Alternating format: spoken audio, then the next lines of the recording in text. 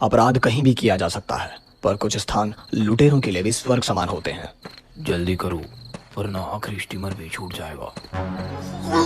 चिल्ला मत बुड्ढे, स्टीमर छूट गया तो कोई बात नहीं, पर अगर तेरी जान छूट गई तो फिर नहीं मिलेगी, समझा? माल कौन है, जल्दी निकाल।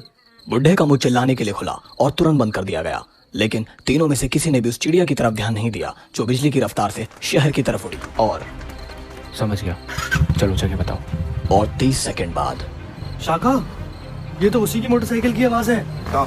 तुम भागो। दोनों तेजी से भागे, परंतु मोड़ मुड़ते ही दोनों भय से जड़वत हो गए। हमको माफ कर दो। माफिया तो कानून देगा या फिर ऊपर वाला, मैं नहीं। पर बेटे तुमको पता कैसे चला कि इस सुनसान सड़क में 2 गुंडे मुझको लूट रहे हैं? मुझको एक चिड़िया ने बताया था बाबा। चिड़िया ने? वाह, नमस्कार बाबा। नमस्कार बेटे। यह था अपराध के खिलाफ एक अकेले व्यक्ति की जंग का एक बहुत छोटा सा हिस्सा, और यह अकेला व्यक्ति है स्पेशल कमांडो फोर्स का कैप्टन सुपर कमांडो ध्रुव। ध्रुव कई असाधारण शक्तियों का स्वामी, जिसका सिर्फ नाम सुनकर ही कई अपराधी गलत काम ना करने की कसम खा लेते हैं, जो अपराधियों के खिलाफ एक मौत का पैगाम है और दुखियों के लिए इंसाफ की आवाज। अपराधियों का यह काल कहां से आया, इसका उत्तर या तो आईजी राजन जानते हैं या फिर ध्रुव का दिल, जिसमें अब तक धधक रही है प्रतिशोध की ज्वाला। दरअसल इस कहानी की शुरुआत आज से 18 साल पहले जुपिटर सर्कस से होती है।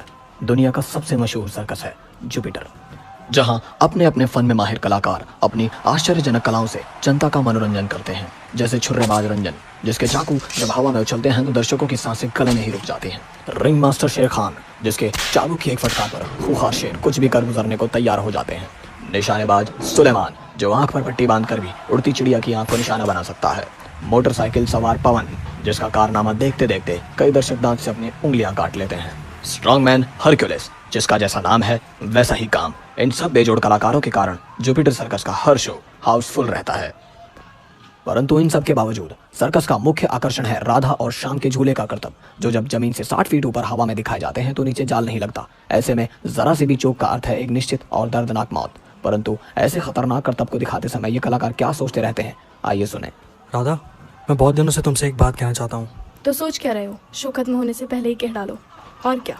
मैं तुमसे बहुत प्यार करता हूँ और तुमसे शादी करना चाहता हूँ। तुम तैयार हो? पर इससे पहले कि श्याम राधा का जवाब सुन पाता, पंडाल तालियों की शोर से गूंज उठा। तुमने क्या कहा? मैं सुन नहीं पाया। मैंने कहा हाँ हाँ बुद्धू, तुम इतने डरपोक हो ये मुझको पहले नहीं पता था।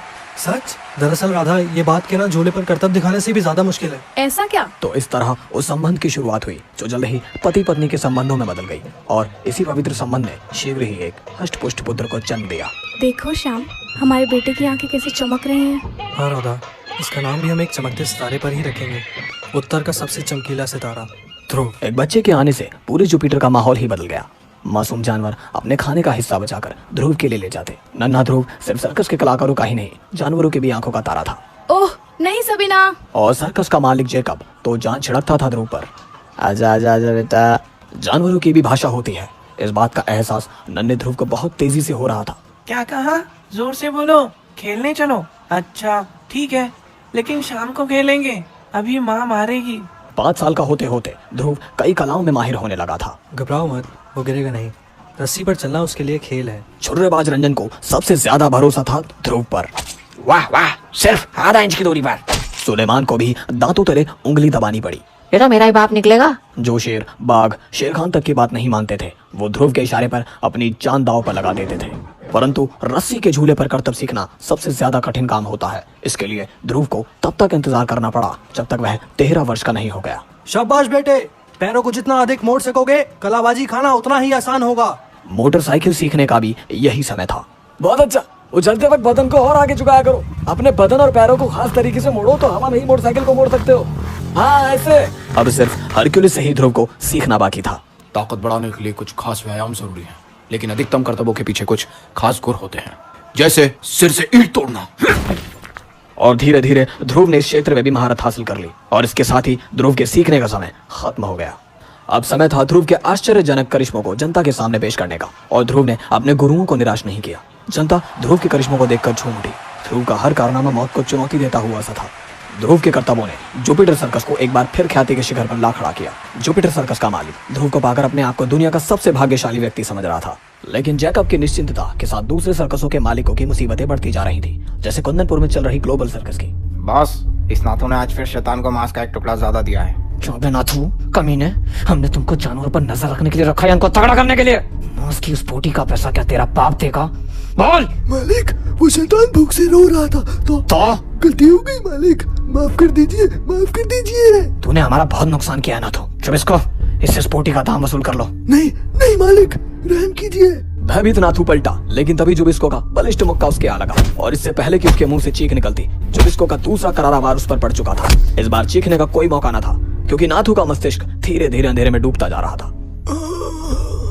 अरे, ये तो बेहोश हो गया बॉस। सिर्फ 2 गुस्सों में बड़ा कमजोर निकला। बेचारों को शैतान की बड़ी चिंता थी, जीते जी तो बेचारा उसकी सेवा कर नहीं पाया, शायद मरकर सेवा कर पाए। मैं समझ गया boss, you are genius boss. ले बेटे शैतान, तेरा खाना आ गया। शैतान ने पिछले 4 सालों में एक बार भी पेट भरकर खाना नहीं खाया था। आज वह हड्डी तक चबा जाने के मूड में था। बेचारा नाथू पैर फिसलने से शेर के पिंजरे में गिर पड़ा और मर गया। लेकिन बॉस इतना खुश नहीं था। आज के सभी शो की आमदनी का क्या हाल है जिंगो? हालत खराब है बॉस। अब तो हमारे पास जानवरों का खाना खरीदने के लिए भी पैसे नहीं है। अब कल पता नहीं क्या होगा। क्या बात है, समझ ही नहीं आता। आपको ग्लोबल सर्कस देखने आता ही नहीं है? जरूर कोई हमारे सर्कस का नाम बदनाम कर रहा है। शायद हमारा आखिरी शो खत्म हो गया। हो, ये भी कोई सर्कस था? हाँ, एकदम बकवास। पापा, वो जो पिछले साल सर्कस आया था ना, क्या नाम था उसका? Jupiter circus. अरे, इसकी और उस ग्लोब सर्कस की क्या तुलना? हाँ, यह ग्लोब सर्कस तो जुपिटर के पैरों की धूल तक नहीं है। अब ना तो दोबारा सर्कस देखने आऊंगा, ना किसी दोस्त को आने दूंगा। मैं भी। जुपिटर पागल कर दिया मुझको इस नाम ने। कभी हमारा सर्कस टॉप पर था, नोटों में लेटता था मैं, लेकिन जब से ये जुपिटर सर्कस आया, हम ताने ताने को मोहताज हो गए हैं। ग्लोब सर्कस के जिंदा रहने की सिर्फ एक ही सूरत है, और वो है जुपिटर सर्कस की मौत। तुम जाओ और जुबिस्को को मेरे पास भेज दो।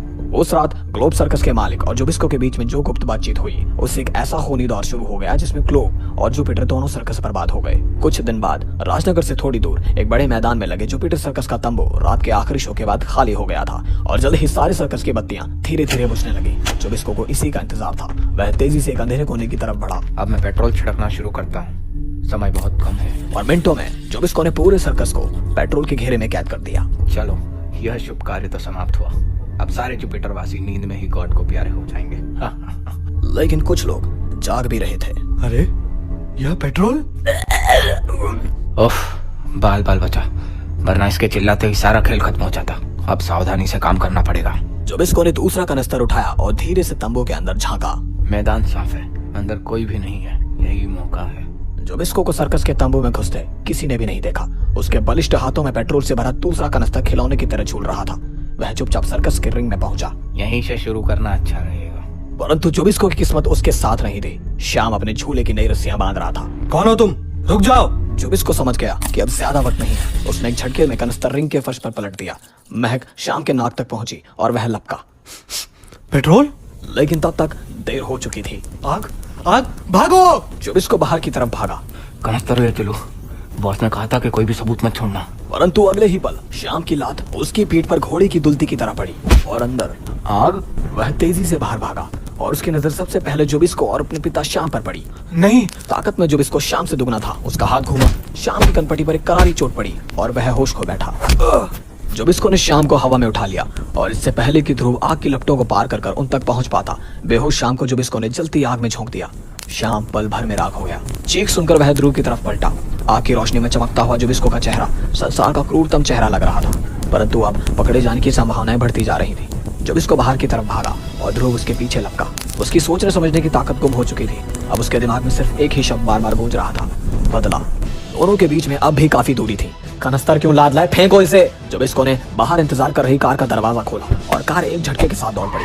ध्रुव भी बिना कोई वक्त खोए अपनी मोटरसाइकिल की तरफ लपका और उसकी स्पेशल मोटरसाइकिल आग की दीवार के ऊपर से कूदती हुई जुबिस्को की कार के पीछे लग गई। अंदर जुपिटर सर्कस में मौत का तांडव मचा था। आग की खूंखार लपटें हर किसी को अपनी लपेट में लेने के लिए लपक रही थी। मौत की दहशत से भाग रहे गेंडों और हाथियों के पैरों तले कई नामी कलाकार कुचले जा रहे थे, लेकिन इन सबसे अनजान ध्रुव की मोटरसाइकिल मानो हवा में उड़ती जा रही थी। ध्रुव अब भी हमारे पीछे लगा है बॉस। चिंता मत करो जुबिस्को, ये काम तुम मुझ पर छोड़ दो। मेरा निशाना स्टार सर्कस तक में कभी नहीं चूका। नमूना हाजिर है। एक पिस्तौलधारी हाथ कार से बाहर निकला। ध्रुव पल भर में समझ गया कि निशाना उसका सिर है। एक धमाका हुआ, साथ ही साथ ध्रुव की मोटरसाइकिल हवा में उछली। गोली और ध्रुव के सिर के बीच में मोटरसाइकिल का अगला पहिया आ गया और मोटरसाइकिल एक झटके से पलट गई। जमीन पर ऐसा है पड़ा ध्रुव अंधेरे में गुम होती कार की लाल लाइटें देखता रह गया। तभी उसको चलते जुपिटर सर्कस का ध्यान आया।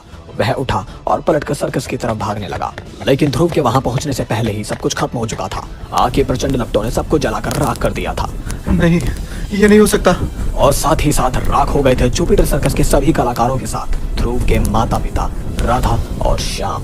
ध्रुव अब इस दुनिया में अकेला था, बिल्कुल अकेला। उसने धीरे धीरे अपना चेहरा उठाया। आंसुओं से भीगे उसके चेहरे पर दो आंखें अंगारों की तरह चमक रही थी। मैं इस राख को उठाकर कसम खाता हूँ कि मैं उन खूंखार दरिंदों को नहीं छोड़ूंगा, कभी नहीं। यह ध्रुव की प्रतिज्ञा है और ध्रुव अपनी बात पर अटल रहता है। अचानक आकाश पर दूर दूर तक घने बादल छा गए, बिजलियां कड़कने लगी और हवा तेजी से बहने लगी। शायद भगवान स्वयं ध्रुव की इस प्रतिज्ञा से दहल उठे थे और जोरों से बारिश शुरू हो गई। घटनास्थल शहर से दूर होने के कारण फायर ब्रिगेड की गाड़ियां अभी तक नहीं आ पाई थी, लेकिन अब उनकी आवश्यकता भी नहीं थी। बारिश की तेज बौछार ने जुपिटर सर्कस की आग को पूरी तरह बुझा दिया था, परंतु ध्रुव के दिल में लगी आग अब तक धधक रही थी। वह मुड़ा और तेजी से एक तरफ चल पड़ा। दूसरी तरफ ग्लोब सर्कस के लिए यह खुशी मनाने का दिन था। शाबाश शाबाश जुबिस्को, मुझको तुमसे यही उम्मीद थी, पर तुमको किसी ने देखा तो नहीं? क्यों? बॉस, वो ध्रुव ने हमको देखा था। व्हाट? ध्रुव ने? यानी वह जिंदा है? ओफ, तब तो वह तुमको पहचान गया होगा और यहाँ पर आता ही होगा। आप चिंता मत कीजिए बॉस, जब इसको के रहते हैं आप। शट अप गधे, उसका नाम ध्रुव है, ध्रुव। वह तुम जैसे दो तीन को एक साथ संभाल सकता है। Guard guard. Yes boss. देखो सर्कस के चारों तरफ कड़ा पहरा लगा दो, खूंखार शेर चीते लिए आदमी तैनात कर दो, और कोई भी अजनबी अगर अंदर घुसने की कोशिश करे तो उसको बेझिझक गोली मार दी जाए। Okay boss. बॉस का ख्याल एकदम सही था। ध्रुव जुबिस्को को पहचान गया था। यह रही सामने मेरी मंजिल, हथियारों का अड्डा, ग्लोब सर्कस। एकदम से काफी चहल पहल हो गई है। अभी अभी हुई जोरदार बारिश से भी इनका उत्साह कम नहीं हुआ है। जरूरी है मेरे स्वागत का इंतजाम कर रहे हैं, लेकिन चिंता की कोई बात नहीं। जहाँ चाह वहाँ राह, और इस वक्त अंदर तक पहुँचने की राह है। ये हाई टेंशन केबल पर चलना ध्रुव के लिए रस्से पर चलने जैसा ही था। लगता है इसी केबल से पूरे ग्लोब सर्कस की बिजली सप्लाई होती है, लेकिन इस वक्त मेरे दिमाग में इसका एक और बेहतरीन उपाय चल रहा है। तार के दूसरे सिरे पर पहुंचकर ध्रुव एक क्षण को पलटा और केबल एक झटके में नीचे जमीन पर आ गिरा। थोड़ी देर पहले हुई बारिश से जमीन अभी तक गीली थी। पल भर में हाई वोल्टेज की बिजली चारों तरफ फैल गई। पहरेदारों और खूंखार जानवरों को मुंह तक खोलने का मौका नहीं मिला। जल्द ही सभी पहरेदार और शेर चीते गीली जमीन पर बेहोश पड़े थे।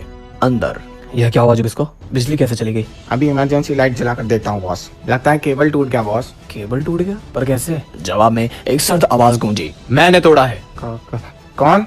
ध्रुव? हाँ, तुम्हारी मौत ध्रुव।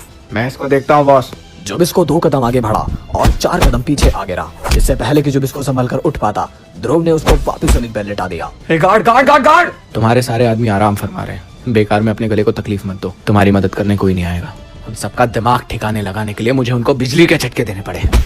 अब तुम्हें बचाने कोई नहीं आएगा, भगवान भी नहीं। लेकिन तभी ऊपर से एक फंदा गिरा और शाबाश बांड, एकदम परफेक्ट। अब मैं सबसे पहले तुम्हारे थप्पड़ का जवाब दे दूं। बच्चे, इस खेल का मुझको तुमसे ज्यादा तजुर्बा है। अब मैं तुम्हें बताता हूँ कि बदला कैसे लिया जाता है। शैतान को लाया जाए शीघ्र ही। बेटे ध्रुव, इस खूंखार शेर को देख रहे हो ना, इसी का नाम शैतान है। ये 3 दिन में सिर्फ एक बार खाना खाता है और आज इसके उपवास का 3रा दिन है। जब इसको खोल दे शैतान को। भूख से बेचैन शैतान ध्रुव पर छलांग मारने के लिए झुका कि तभी ध्रुव की गले से एक हल्की सी गुर्राहट निकली।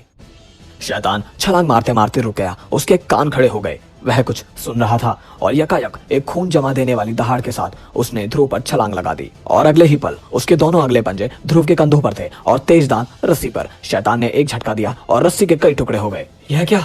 जानवर कितना भी खूंखार हो, लेकिन ध्रुव की प्यार की बोली समझता है। ध्रुव ने रस्सी को कसकर खींचा और बॉन्ड जमीन पर आ गिरा। अब तुम्हारी बारी। लेकिन इस बीच ध्रुव का ध्यान एक क्षण के लिए जुबिस्को पर से हट गया और जुबिस्को ने इसका पूरा फायदा उठाया। ध्रुव की गर्दन एक फौलादी शिकंजे में फंस गई और उसकी गर्दन की हड्डियां कड़कने लगी। एक झटका लगा और ध्रुव की गले से चीख निकल गई। ध्रुव की यह चीख शैतान का गुस्सा जगाने के लिए काफी थी, क्योंकि वह समझ गया था कि ध्रुव उसका दोस्त है और जुबिस्को उसका दुश्मन। वह जुबिस्को पर टूट पड़ा। जुबिस्को की दर्दनाक चीखें रात के सन्नाटे में गूंजने लगी। ध्रुव अब बॉस की तरफ पलटा। दूर रहो मुझसे, पास मत आना, मुझे कोई नहीं पकड़ सकता, कोई नहीं। वह भी बॉस बाहर की तरफ भागा। ओह, बाहर जमीन में अब तक करंट तोड़ रहा होगा, रुक जाओ। लेकिन देर हो चुकी थी। अब बॉस का पांव गीली जमीन पे पड़ चुका था। ध्रुव ने सावधानी से टूटा केबल उठाकर सुरक्षित ऊंचाई पर टांग दिया। उसका प्रतिशोध पूरा हो चुका था। तीनों अपराधी अपने आप मौत के आगोश में समा गए थे। रात बीत चुकी थी। ध्रुव धीरे धीरे उगते सूरज की तरफ बढ़ता चला गया। अगले दिन, मैं तुम्हारी अक्ल की दाद देता हूँ। हमने तुम्हारी कहानी के जांच के बाद सही पाया है ध्रुव। जुपिटर सर्कस के बाहर पड़े दोनों कनस्तरों पर जुबिस्को के ही उंगलियों के निशान थे। कमाल का सबूत लाए हो तुम, वाह। धन्यवाद एसपी अंकल। एक बात और, जुपिटर सर्कस के मालिक मिस्टर जैकब ने सर्कस का दुर्घटना बीमा तुम्हारे नाम से कराया था, यानी आज से तुम 50 लाख रुपयों के मालिक हो। पर एक बात तो बताओ, इतने पैसों से आखिरकार तुम करोगे क्या? इस दुनिया से अपराध का खात्मा। मैंने जुपिटर सर्कस की चलती चिता पर कसम खाई है कि मैं इस संसार से अपराध का नाम मिटा दूंगा। वाह बेटे वाह, मुझे पूरा यकीन है कि इस काम से भगवान तुम्हारी पूरी मदद करेंगे। मैं और पुलिस डिपार्टमेंट भी। धन्यवाद अंकल। सवाल धन्यवाद का नहीं है, सवाल यह है कि यहाँ से अब तुम जाओगे कहाँ? यह तो मैंने सोचा ही नहीं। पर मैंने सोच लिया है। मैं एक ऐसे सज्जन को जानता हूँ जिनकी सिर्फ एक बेटी है, श्वेता। उनको ठीक तुम्हारे जैसे बहादुर बेटे की इच्छा थी। मैंने उनको फोन कर दिया है, उनके परिवार वाले तुम्हारा इंतजार कर रहे होंगे। यह रहा उनका घर। पर अंकल, पता नहीं मैं उनको पसंद आऊँ या नहीं, और आपने उनका नाम तो मुझे बताया ही नहीं। नॉनसेंस, तुमको नापसंद करने की कोई वजह भी तो हो। और हाँ, उनका नाम है राजन मेहरा और वे शहर के सीनियर एसपी हैं। यानी अंकल आप? हाँ बेटे। हाँ बेटे, तुम्हारे इस नए घर में तुम्हारा स्वागत है। वेलकम ध्रुव भैया। ध्रुव कुछ न बोल सका क्योंकि खुशी के मारे उसका गला सूख गया।